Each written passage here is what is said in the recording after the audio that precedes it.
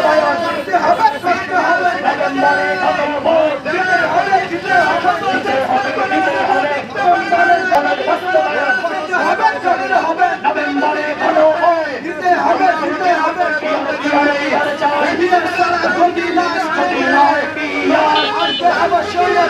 আসবে আবার স্বৈরাচার যদি না হয়